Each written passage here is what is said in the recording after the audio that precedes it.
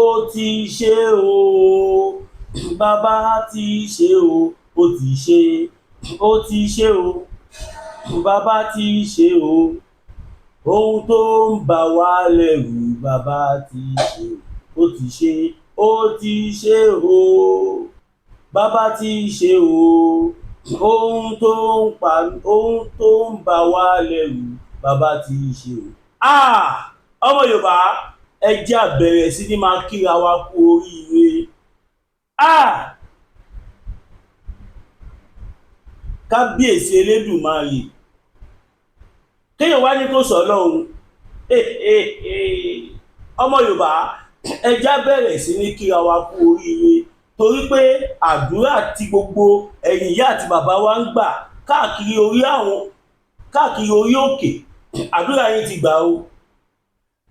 Ẹ̀yin bàbá wa nínú ẹ̀sìn ìsìláàmù, lìlátùlì kọ́dírì tẹ́ ń ṣe, mọ́lídì tẹ́ ń ṣe, ìṣòru tẹ́ ń ṣe, mò ń fàsìkò yìí sọ fún yín pàdúrà yín gbà o. Ẹ̀yin tiwantiwa ìṣẹ̀ṣe la gbà. Ogbó atọ́ yín, ẹ̀yin bàbá wa, ogbó atọ́ yín, ogbó atọ́ yín, torí pé ẹbọ tẹ́ ẹ̀ ń rú ó ń gbà, ó sì ń fín, ó sì ń dájú lé ọ̀run. Tí bá wá sọ gbogbo ọ̀rọ̀ yìí tán, màá sáré chip sí second one, torí nǹkan méjì mo mú wá, ṣùgbọ́n alákọ̀ọ́kọ́ yìí ó jẹ́ ìròyìn ayọ̀ fún gbogbo ọmọ Yorùbá káàkiri àgbáláyé. Mo fi Ọlọ́run bẹ gbogbo ẹ̀yin tẹ́ ń wo fídíò yìí lọ́wọ́lọ́wọ́ báyìí. Ẹ ṣé mo dúpẹ́, ẹ kú gbogbo ìgbà. Ẹ má gbàgbé, gẹ́gẹ́ bí ìṣe wa, a jọ ń ṣe nì. Èmi ọmọ yín máa bí nìkọ́kọ́ ni mò ń ṣe. Ẹ̀yin ìyá wa tẹ́ wà nílé, tẹ́ ń wò wá lórí tẹlifíṣàn, tẹ́ ń wò wá lórí social media, ẹ̀yin lẹ ṣe jù. Ẹ má wá jẹ́ kó sú yín. Ẹ já bẹ̀rẹ̀ sí ní ṣe bá ṣe máa ń ṣe. Ẹ máa bá wa share fídíò yìí síta, torí pé kí ni, Ọlọ́run ti fún wa lésì ayọ̀. Níbo lẹ̀yin tí ẹ support Yorùbá nation, níbo lẹ fẹ́ fojú sí báyìí? Níbo lẹ fẹ́ fojú sí báyìí? Ṣé a sọ fún yín? Àwa sọ fún yín pa máa gba òmìnira. A sọ fún yín pé Nàìjíríà yẹn máa pín. Eré lẹ pé òun ló ti délẹ̀ yìí sí. Abẹ́ ì tí gbọ́. Kábíyèsí Elédùmarè. Àbí kò ṣàwọn ará bíi ni wọ́n yarí ni? Kò ṣàwọn ló yarí jọ́ kìíní àná tó ń fi gbogbo ìgbà yarí báwọn pé kò sí nǹkan tó jọ, kò sí ẹni tó máa kúrò ní Nàìjíríà. Bí mo ṣe ń bá yín sọ̀rọ̀ lọ́wọ́lọ́wọ́ báyìí, àwọn northern elders wọ́n ti release press release. Tí bá níná ń jó lórí omi, ẹni lọ kéwú ẹ̀wà. Tí bá ti gbèsè tí gbọ́ yín tán, màá wá sọ bí tí mo ti rí. Bí mo ṣe ń bá yín sọ̀rọ̀ yìí, nítorí pé àwọn àgbààgbà Fúlàní wọ́n lọ bá bàbá Tinubu pé dandan wọ́n gbọ́dọ̀ mú Chief Sunday Igboho, nítorí pé a gbọ́ pé torí pé bàbá Tinubu lé wọn dànù bí ajá. Nísìnyí báyìí wọ́n ti declare fún gbogbo ayé wípé Nàìjíríà ti expire. Ó ṣọ̀kì yín, ó ṣọ̀kì èmi náà. Ó ṣọ̀kì yín àbí? Believe, gbà pé wọ́n ṣe declaration pé Nàìjíríà ti expire. Èmi á kà fún yín. Tí bá wá kà tán, màá sọ bí tí mo ti rí. Bàbá Tinubu, ṣé a sọ fún yín? Àwa ti mọ ohun tó máa gbẹ̀yìn ọ̀rọ̀ yìí, làwa ò ṣe fẹ́ dáwọ́lé ohun tí ẹni a dáwọ́lé. Ṣùgbọ́n inú mi dùn pé ẹ wà láyé, ẹ wà láàyè, ẹ wà láyè ara yín, ẹ wà láyè tá wà tá fi ń bẹ̀yìn látijọ́ yìí nígbà tí irú ìròyìn máa jáde síta. Àwa sọ fún yín wípé àwọn Fúlàní tẹ̀ wò yẹn, wọ́n ń tutọ́ dúdú, itọ́ ẹ̀jẹ̀, wọ́n ń tú sínú, wọ́n wá ń tu funfun sí yín nítorí wípé wọn ò nífẹ̀ẹ́ yín. Wọ́n rí pé ilẹ̀ wà lórí agbára báyìí ni wọ́n ṣe gbà fọ́lọ́run. Nísìnyí báyìí wọ́n ti wá ṣe jàǹbá fún yín. Tí bá ní wọ́n ṣe jàǹbá, kí ni mo mean? Kò kì í ṣe pé mo pé bí wọ́n ṣèkà fún yín bí mo ṣe ń bá yín sọ ẹ̀yin náà tí màá láwọn newspaper yẹn kà káàkiri àwọn Fúlàní ti fi òpin sí wọ́n ti fi ọ̀bẹ bẹ́ sí méjì wọ́n ti jẹ́ kí gbogbo ayé mọ̀ nísìnyí wípé Nàìjíríà tó ń rànù nísìnyí kò kí ń ṣe official country tí bá níná jó lórí omi ẹni lọ kéwú ẹ̀wà ìròyìn ayọ̀ gbáà lélẹ́yìí jẹ́ fún gbogbo àwa ọmọ Yorùbá káàkiri àgbáláyé. Mo fi Ọlọ́run Elédùmarè bẹ̀ ìyá àti bàbá wa ẹ bẹ̀rẹ̀ sí ní kọ congratulation ẹ bẹ̀rẹ̀ sí ní dúpẹ́ lọ́wọ́ àwọn àjọ àgbáyé United Nations ẹ jẹ́ a dúpẹ́ lọ́wọ́ wọn ẹ jẹ́ a dúpẹ́ lọ́wọ́ United Kingdom UK ẹ jẹ́ a dúpẹ́ lọ́wọ́ wọn wípé wọ́n fọpọlọ ṣe torí pé tí UK ò bá fẹ́ ṣe wọn ò ní ṣe ká dúpẹ́ lọ́wọ́ Ọlọ́run pé wọ́n ti ṣèkọ́ta fẹ́ wọ́n gbà wá láyè láti submit diplomatic letter ta submit nítorí pé wọ́n mọ̀ pé ọlọ́gbọ́n ni wá olóye ni wá kódà as a matter of fact àwọn gan lè fẹ́ kílẹ̀ Yorùbá dá dúró torí ó mọ̀ pé èrè táwọn máa rí tílẹ̀ Yorùbá bá dá dúró ó ju èrè tí wọ́n ń rí lórí Nàìjíríà yìí lọ tí bá níná ń jó lórí omi ẹni lọ kéwú ẹ̀wà gbogbo àwọn Fúlàní gbogbo àwọn northern elders wọ́n ti fẹnu kò wípé inú ká pín ìlú yìí tàbí kí wọ́n rí ṣe negotiation ń tọ́ tiẹ̀ dúró lé nìyẹn wọ́n ní renegotiation wọ́n fẹ́ pè ní reamalgamate now ẹ gbọ́ nǹkan tó ṣẹlẹ̀ New Telegraph àbí ṣé máa bí lónìí New Telegraph ohun tí New Telegraph bá sọ ǹjẹ́ ó lè jẹ́rọ́ bí kò lè jẹ́rọ́ kí lẹ fi ń ṣeré yìí àwa sọ fún yín pé a máa bọ́ lóko ẹrú ẹjá bẹ̀rẹ̀ sí ní kí àwa kú oríire ẹ lọ máa di ẹrù yín sílẹ̀ ẹ bẹ̀rẹ̀ sí ní bá wa dúpẹ́ lọ́wọ́ bàbá wa emeritus merited professor Adébánjí Akíntóyè Stephen the oracle of our time one of the strongest representative of Yoruba nation fún gbogbo ìran Yorùbá káàkiri àgbáláyé ẹ jẹ́ a tún dúpẹ́ lọ́wọ́ bàbá wa olóyè Dr.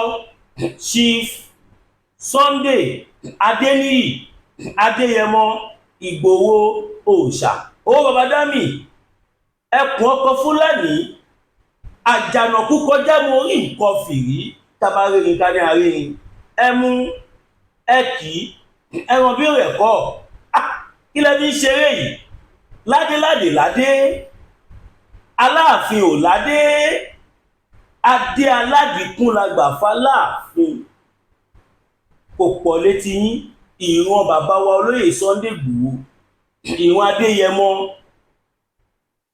wọ́n ti ń ṣoore fúnlẹ̀ Yorùbá ọjọ́ ti pẹ́ ẹ jẹ́ ká sáré ka àwọn kìíní ìjáde kí lẹ rí New Telegraph nǹkan méjì ni mo mú wá o méjèèjì dẹ̀ ló ṣe kókó ló ṣe pàtàkì mo kàn ní kí n bẹ̀rẹ̀ láti bíbá yìí ni o now New Telegraph Nigeria expired 10 years ago we need renegotiation reformation Professor Ango Abdullahi gbogbo ilẹ̀ mọ̀ bí wọ́n ṣe jẹ́nu ẹgbẹ́ yẹn Professor Ango Abdullahi kò kéré nínú àwọn northern elders as a matter of fact a lè sọ pé òun olórí gbogbo wọn because àwọn ni speaker wọ́n dẹ̀ ti jáde nísìn wọ́n ní kò sí ìgbà tó ń jẹ́ Nàìjíríà mọ́ wọ́n ti fi òpin sí wọ́n náà ní renegotiation a ní láti jọjú gẹ́gẹ́ bí ariwo táwa náà ń pa ṣe rí pé wọ́n ti wá agree pẹ̀lú kọ́tà ń sọ nísìn látara wípé àwọn náà láwọn ọmọ tó kàwé wọ́n á ti sọ fún wọn wípé ń táwọn ará bíi lẹ́tà tí wọ́n mú lọ fún Prime Minister UK kò sí ohun tá a lè ṣe sí o as a matter of fact gan wọ́n á ti receive intel báwa ṣe ń yọ só bẹ́ẹ̀ làwọn náà ń yọ gbọ́ lẹ́tà tá a mú lọ yẹn ó ṣeé ṣe kí Prime Minister UK kó ti dọ́gbọ́n fi wọn mi sọ pé ó rí bẹ́ẹ̀ o mi accuse Kestama o I'm not against he is our father now wọ́n lè ti sọ fún wọn pé àwọn arábí yìí ìdúró tó dúró ń sìn ìdúró sàtánì ni o, wọ́n ṣetán láti kú o, ẹ lè fi kankan dẹ́rù bà wọ́n o. The best thing wọ́n ti rẹ́ni advice wọn kó tó lè gbèrú ìgbésẹ̀ tẹ́gbé yìí tí wọ́n gbé yìí. Mo fẹ́ kẹ́ mọ̀ pé àwọn Fúlàní wọn dédé sọ̀rọ̀ inú kọ́ ti ṣe nǹkan yẹn tàbí kọ́ máa ṣe lọ́wọ́, wọ́n á ṣáà ti ṣe débi tó jẹ́ wípé ẹ lè fà wọ́n sẹ́yìn mọ́ kí wọ́n tó sọ síta, gẹ́gẹ́ bí nǹkan táwa náà ń ṣe nísìnyí. Ó yẹ tẹ́tí ẹ gbọ́ ìpele kejì yẹn ó wà very very important. Eléyìí náà wá important o, bọ̀ mo ní kí sáré sọ eléyìí kí má bàa gbàgbé ni.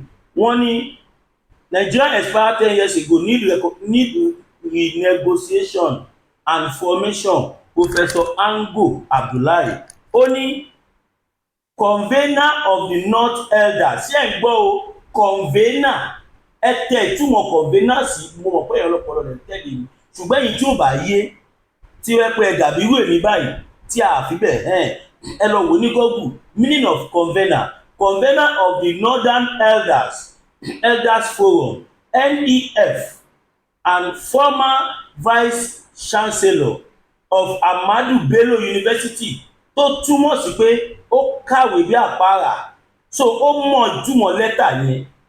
Now wọ́n ní former Vice Chancellor of Ahmadu Bello University Abu Zaria, Professor Ango Abdullahi yesterday declared, wọ́n sọ pé ṣé o, wọ́n ní declared that Nigeria was in dire need of fundamental political and economic reform as the legal instrument that established it wọ́n ní as the legal instrument that established it as a country in 1914 expired 10 years ago. Ṣé rí pé àwọn Fúlàní àwọn fún ara wọn gan mọ̀ pé Nigeria is not meant to be a country. Ṣé rí pé àwọn gan mọ̀, ẹ rí pé wọ́n mọ̀, wọ́n sòtítọ́ yẹn jáde nísìnyí báyìí. Ìlú bó bá máa wó kówó ló ń lù, ìlú tó bá máa dàrú kó dàrú ni wọ́n ń lù. Ìlú nísìnyí ẹ tún wo bàbá divide and conquer tí wọ́n gbé wáyé. Ṣé ẹ gbọ́, wọ́n fẹ́ jẹ́ ṣé àsọ fún yín, mo náwọn olórí burúkú tẹ̀ wo yìí wọ́n lété, wọ́n dẹ̀ láwọn tó ń kọ́ wọn, ṣé kò fara hàn báyìí? Ẹ bẹ̀rẹ̀ sí ní kọ́ wípé ń tó sọ yẹn gan, pé ń tó sọ yẹn ò kàn wá o, òmìnira yẹn gangan làwa fẹ́, not even reform, not renegotiation. Ẹ máa gbọ́ o, wọ́n ní Nàìjíríà ti expire, wọ́n declare, kò ń ṣe pé wọ́n fẹnu sọ yọ̀bọ̀kẹ́ o pé Nàìjíríà ti expire 10 years ago. Wọ́n ní Abdullahi who stated this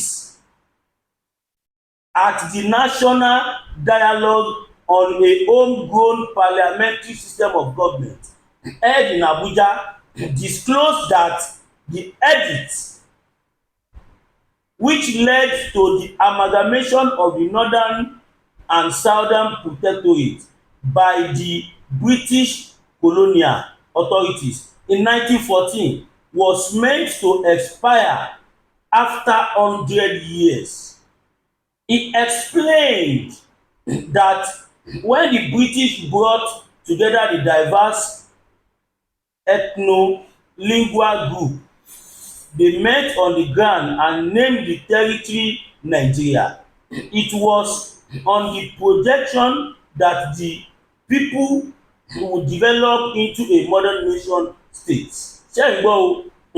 According to him, the edict setting up the country gave a time frame within which the country will grow into an dissoluble state or fail and the group go their separate way.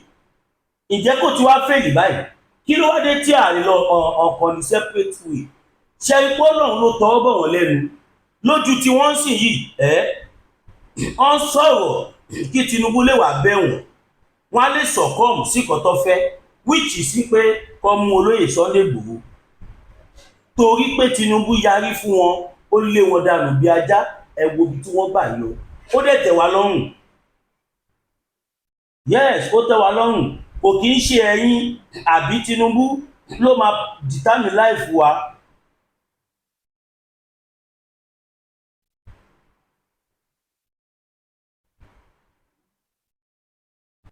Tògo pé kóníkálùkù máa lọ tó bá fail and tábàdé lè tọra wa láàrin èmi àti yín ǹjẹ́ kò tí ì fail. So therefore ẹja bẹ̀rẹ̀ sí ní kọ sí comment section ní sí pé orílẹ̀-èdè yẹn ó ti fìdí jálẹ̀. A dẹ̀ ní láti tẹ̀lé nǹkan tó wà nínú ìwé yẹn which stated pé tí àjọ gbé wa tí ó bá rọgbọ tàbí tó bá fail láàrin èmi àti yín ṣé Nàìjíríà ò tí fail? Ó ti fail. Ó ti fail. Kí ló wá dé tí a fẹ́ ṣe di nídìí? Kí ló wá dé tó yẹ pé nǹkan tó yẹ ká wá ṣe a ò ṣe nítorí political enjoyment, torí national cake? Ẹ̀yin bàbá wa ọba ilẹ̀ Yorùbá, ẹ̀yin àgbààgbà ilẹ̀ Yorùbá, ẹ̀yin olórí ẹ̀sìn, ṣèbéyàn ló sọ̀rọ̀ yìí. Ẹ̀yin bàbá wa ẹ jáde kẹ́ sọ̀rọ̀ sókè, ẹ sọ̀rọ̀ kí gómìnà kan àbí sẹ́nétọ̀ àbí pírẹ́sídẹ́ǹtì kan kó wá pàṣẹ pé kó gbé yín. Ìgbà yẹn lẹ máa mọ̀ pé ẹ láwọn ọmọ nílẹ̀ Yorùbá tó máa pariwo sí gbogbo ayé tí gbogbo ayé á dẹ̀ gbọ́, wọ́n á dẹ̀ bá wa dá sí i. Wọ́n wá ṣàlàyé gẹ́gẹ́ bí a ṣe yàn yín sípò yẹn ohun tá a bá fẹ́ lẹ gbọ́dọ̀ bá wa fẹ́. Tẹ bá jáde tẹ bá sọ irú ọ̀rọ̀ tí máa yìí sọ ohun tá a fẹ́ jẹ́ kẹ́ sọ lẹ lọ sọ. Kò dẹ̀ mí ìyẹ̀rò kó bàbá Tinubu gan máa fẹ́ ṣe bẹ́ẹ̀ torí àwọn fún ara wọn gan mọ̀ wípé ìlú yóò kì í ṣe ọ̀kan. Wọ́n mọ̀ wípé ìlú yìí wọ́n gbélẹ̀ on the interest of some people ni. Wọ́n ti make it clear pé tí ó bá ti work everybody lọ on their separate way. Nigeria was born in 1914. It was the product of an edict made by the colonial officers that were largely military. Its consultation with a few of our elders, just 5 or 6 of them, ṣé ń gbọ́, àwọn àgbààgbà ilẹ̀ Igbo àti Hausa bóyá èèyàn méjì gan ni wọ́n mú according to kọ́tà ń gbọ́ sí pé àwọn 6 péré ni wọ́n tọwọ́ bọ̀ wí yẹn. Àbí tó bá dẹ̀ pé kò ṣe bóyá rí nìyẹn ẹ jẹ́ ń gbọ́ o. Now this includes the Sultan of Sokoto ó wà náà of that period. Ó wà náà tó tọwọ́ bọ̀ wípé kí ogun wá di Nàìjíríà. Ẹ máa gbọ́ o.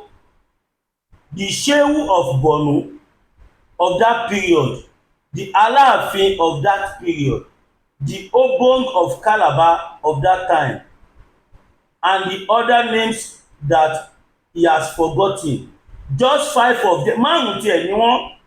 They sat down and looked at the development that were taking place in the colonized area, Lagos, Southern Nigeria, and Northern Nigeria. Ṣé rí pé jàǹbá ni wọ́n ṣe fún wa? Professor yìí jẹ́ ká mọ̀ wípé wọ́n pé àwọn bíi 5 Yorùbá mélòó ló wà láàrin wọn? Yorùbá ẹyọ kan ṣoṣo, Aláàfin. Àwọn Haúsá dẹ̀ ní 2, Calabar lẹ́yọ kan. Ṣé rí bẹ́ẹ̀ yẹn? Àwọn pẹ̀lú àwọn ọ̀pọ̀lọpọ̀ Fúlàní wọ́n wá fà wá lé àwọn Fúlàní yẹn lọ́wọ́ because Sokoto gbà yẹn àwọn Fúlàní wọ́n ti invade ilẹ̀ Haúsá nígbà yẹn, wọ́n ti gbà á. Ẹni tó ń jẹ Sultan of Sokoto Fúlàní ni wọ́n wá gbéjọba yẹn lé Fúlàní lọ́wọ́. Òun lẹ ṣe rí pé Sultan of Sokoto ọ̀pọ̀lọpọ̀ ó mà ṣe o. Sòyẹn nípa yìí náà mọ gbogbo kìíní yìí torí bó ṣe rí tílẹ̀ Yorùbá ń develop. Ó yẹ máa gbọ́, the North was conquered in 1903. Ṣe rí pé mi ì tí kà kí n tó sọ, wọ́n gba gbogbo ilẹ̀ àwọn Haúsá, wọ́n overcome wọn ní 1903. So by 1914, the colonial master from Britain wanted to solidify their gain so that they could more easily exploit the resources of the colony. That is how they sat down and decided that they would amalgamate the Lagos colony and the South and the North into one country. Ṣé ń gbọ́ o?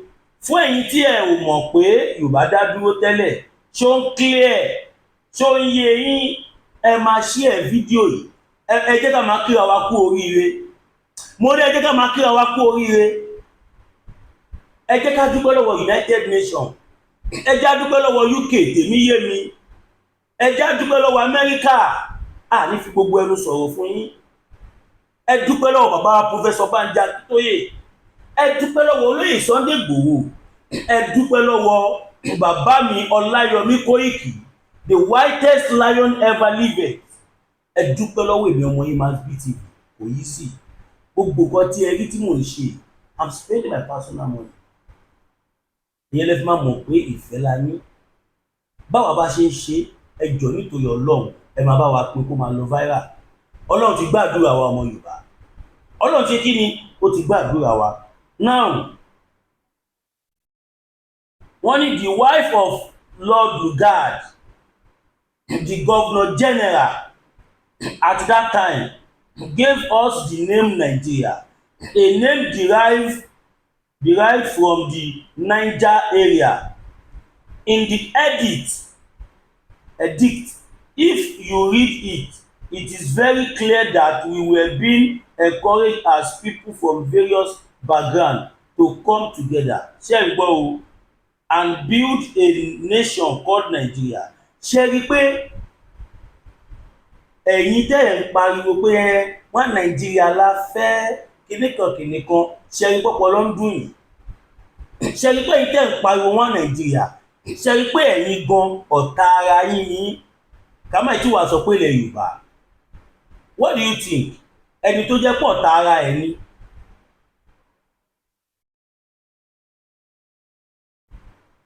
Our leaders at that time, ẹ máa gbọ́ o, our leaders at that time were encouraged to try, but were advised by the edict that we should have monitored the progress over the years.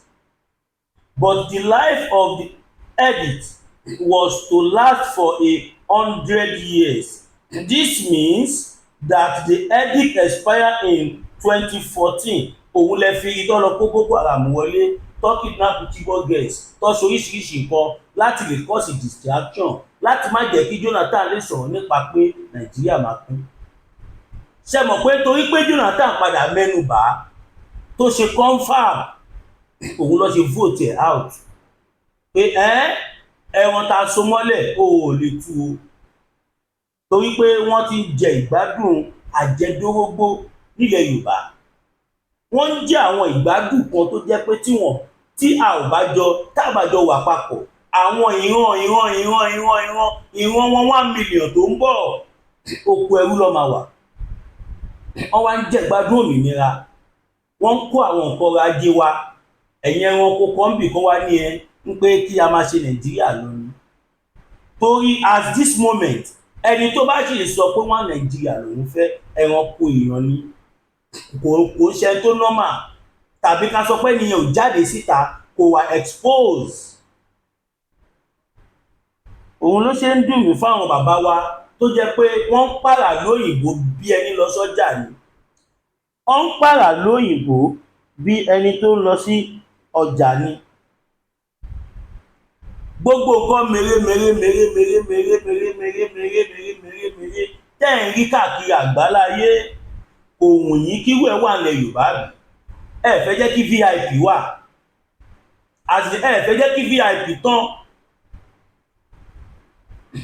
Àwọn olóṣèlú kan tẹ́ bá bi wọ́n pé kí ló dé tí wọ́n fi poverty control wa, á ní ṣé kí n sòótọ́ fún ọmọ ìyá mi, tí ò bá rí bẹ́ẹ̀ àwa olówó ò ní gbádùn, tí ò bá rí bẹ́ẹ̀ ta ló fẹ́ bá wa ṣe gate man, tí ò bá rí bẹ́ẹ̀ ta ló fẹ́ bá wa drive mọ́tò, tí ò bá rí bẹ́ẹ̀ ta ló fẹ́ bá wa monitor property tá bá fowó ta jí owó ta jí kó, ta ló máa bá wa ṣọ́ property yẹn tí ò bá rí bẹ́ẹ̀. Ọmọ Yorùbá ẹ jẹ́ á jára wa. Bàbá Tinubu ṣé ń dè é, ṣó ń clear now.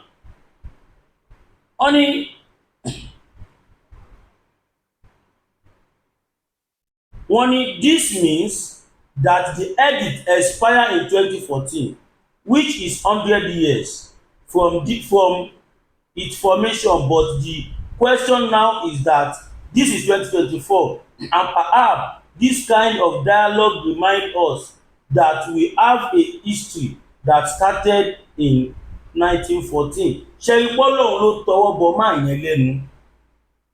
Àwọn àgbààgbà Fúlàní wọ́n mọ game tó play bẹ́ẹ̀ yẹn, wọ́n dọ́gbọ́n ṣe bẹ́ẹ̀ nípa àwọn fẹ́ lọ, Tinubu á wá máa bẹ̀ wọ́n. Olóyè Sunday Igboho tó wá ní kọ́ mú ẹ máa wò wọ́n. Wọ́n ní in the conclusion of that edict, it said that if we failed to build a country that we can call our own and be proud of by the expiration of that period, the various components that were in that amalgamation could go their separate way. Kí ló wá ń dá wa dúró báyìí for crying out loud? Inú mi dùn pé ẹnu ẹ̀yin northern elders ní irú nǹkan báyìí ti jáde. Ṣé iná tí wá yọmú pa kì í ṣe kan? Tá bá ń pariwo ẹ̀rọ pa àmọ̀kọ́ tá à ń sọ, tá bá ní a fẹ́ dá dúró ẹ̀rọ bóyá pé à ń dá lùrú, tá bá sọ pé a ò fẹ́ bá wọn ṣe mọ́ ẹ̀rọ pa kórìíra wọn ni. A kórìíra wọn. Àgùntàn wa ò sọ pé òun ewúrẹ́ wa ò sọ pé òun ò bá àgùntàn wọn ṣe. Àgùntàn wọn ló ní ìyàwó òbí dúdú. Tí ìyàwó bá dẹ̀ ti bí dúdú then káwa ta jẹ́ dúdú la máa bára wa ṣe. Káwọn tí wọ́n lọ́jọ́ mọ̀ yá kó máa bára wọn ṣe. Go and check. That is what you will find. The edict tell us to either do what is right, or if we can't do what is right, we can decide to go our separate ways, he said. Now, apparently, dissatisfied with the pace of development in Nigeria since independence in 1960, Abdullahi lamented that 64 years later, Nigeria can only boast of 3,000 megawatts of electricity for the population of over 200 million. He said that the current situation in the power sector is enough evidence that Nigeria had failed to live up to the expectation of its father. The dialogue featured several guest speakers who tried to examine the pros and cons of the presidential and parliamentary system of government within a view to getting Nigerians to choose which one will be the better for the country. Ẹ̀yin ìyá wa ẹ bá wa kọ sí comment section kí ni better, kí ni kan tẹ́ rò kó máa better, ohun tó máa better lọ́dọ̀ tèmi ọmọ yín máa bí. And I'm also speaking on behalf of the Yoruba youth that what is better for us is for everybody to go on their separate way. That is my conclusion. That is my opinion. Ẹ̀yin ìyá àti bàbá mi ẹ má bínú, mi ní gbá yín ní àkókò tó pọ̀ jù. Ẹlẹ́kejì ni wípé gbogbo oko táwọn Fúlàní ro nísìnyí kò kọjá oko ń pé kí Buhari pàṣẹ kí IG declare bàbá wọn wanted. Àwa ọmọ Yorùbá dẹ̀ ń fàsìkò yìí sọ fún yín wípé tí àwọn Fúlàní bá dán irú ẹ̀ wò, ohun tí wọn ò rí rí a máa fi hàn wọ́n lẹ̀ Yorùbá. a máa jẹ́ kó mọ̀ pé ajogun ewé ajogun egbò, a jẹ́ kó mọ̀ pé ajogun oògùn abẹnú gọ̀ǹgọ̀, a jẹ́ kó mọ̀ pé ilẹ̀ Yorùbá la ti ń gbin igi tó dẹ̀ máa wù lóòyẹ̀. Ilẹ̀ Yorùbá láti máa sọ̀rọ̀ sínú afẹ́fẹ́ tí dààmú á dẹ̀ máa dé bá àwọn ọ̀tá wa. Ọmọ Yorùbá ẹ má sùn, ẹ lọ dira.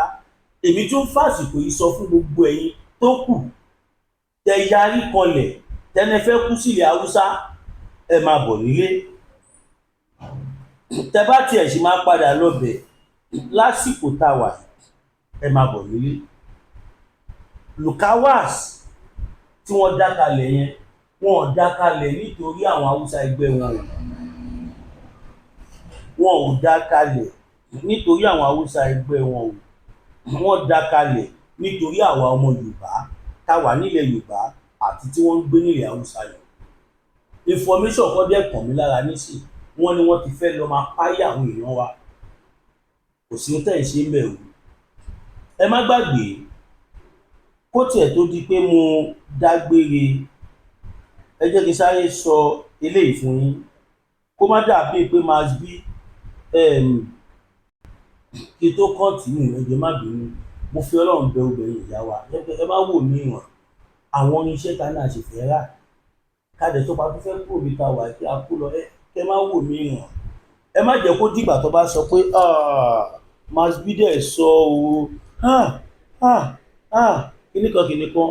Ẹ má jẹ́ kó jẹ́ gbà téèyàn bá kú la máa appreciate èèyàn. Ẹ jọ̀ọ́, every kobo count. Kò sí nǹkan tẹ́ fún wa tó kéré. Ọmọ Yorùbá ẹ má wo Masbi níran, ẹ má wò mí níran. Iṣẹ́ yìí ò ṣe dá ṣe, iṣẹ́ yìí ò ṣe ṣe láìsí owó. Pàápàá jùlọ ibi tèmi tí ẹ wà yìí, ó ń gbọ́n owó mu bíi kàlùkàlù ni.